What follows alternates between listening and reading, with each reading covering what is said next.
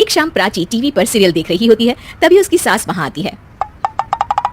अरे सीरियल में तो ऐसे मग्न है जैसे आज रात का खाना पड़ोसी आकर बनाएंगे। मुझे पता ही नहीं था आपने अपने बेटे की शादी पड़ोस में भी की हुई है। हैं? मतलब? मतलब इस घर में सारा काम बहू ही करती है, आप तो सिर्फ खर्राटे मारती हैं। अच्छा जी, फिलहाल तो तुम आराम फरमा रही हो, चलो जाओ, ये मेरे टीवी देखने का समय है। हाँ, इसीलिए मुझे भगाया जा रहा है। सॉरी, अब तो बिल्कुल नहीं जाऊंगी।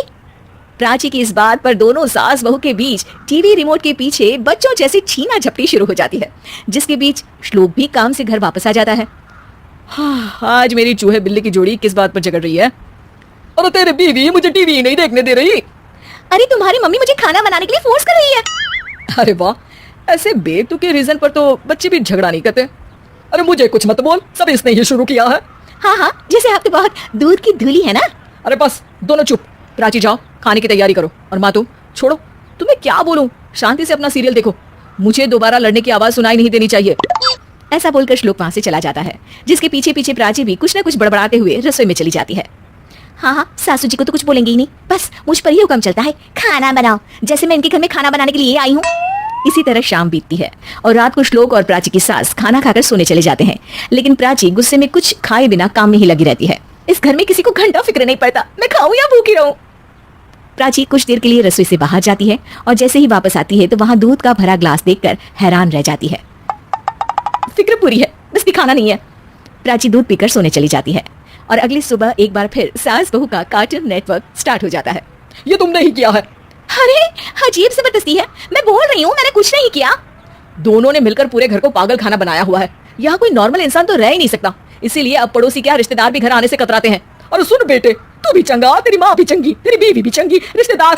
हाँ जी, आपको नहीं पता क्या, गंगाधर ही शक्तिमान है, रिश्तेदार ही। हाँ हाँ, बस समझ गया, कभी जानवरों जैसे लड़ेंगी तो कभी जुगलबंदी करेंगी। भाई मैं आप दोनों के बीच में नहीं फंसना चाहता। सास बहू की इस मनमौजी जोड़ी से परेशान होकर श्लोक अपना सिर खुजलाता वहां से चला जाता है। चलो अब मैं भी कीर्तन में जा रही हूँ।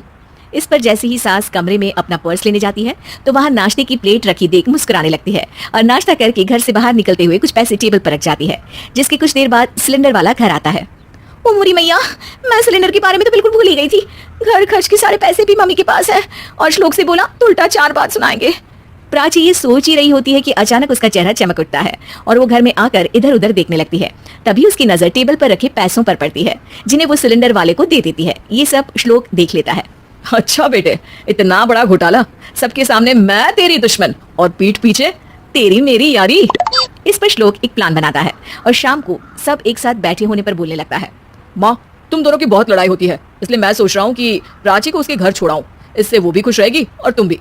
अचानक श्लोक की ये बात सुनकर सास बहू शौक से उसकी तरफ देखती है। अरे ऐसे कैसे घर छुड़ाओगे, मुझे कहीं नहीं जाना। अरे तुमने बोला नहीं पर मैंने सुन लिया, तुम्हें मम्मी के साथ रहना अच्छा नहीं लगता, मुझे पता है। अरे वाह, अरे जब बहू खुद कुछ काम बोले तो वो तुझे सुनता नहीं, और अब जो इसने बोला ही नहीं वो तू समझ गया। जब उसे नहीं जाना तो फिर जबरदस्ती क्यों कर रहा है?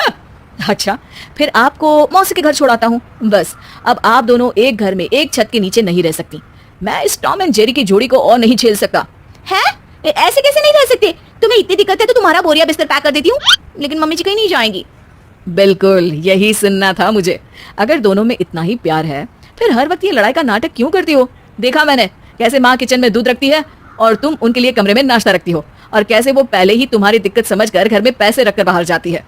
अरे भाई, इतना ड्रामा तो डेली सोप में भी नहीं होता जितना तुम दोनों ने इस घर में फैलाया हुआ है।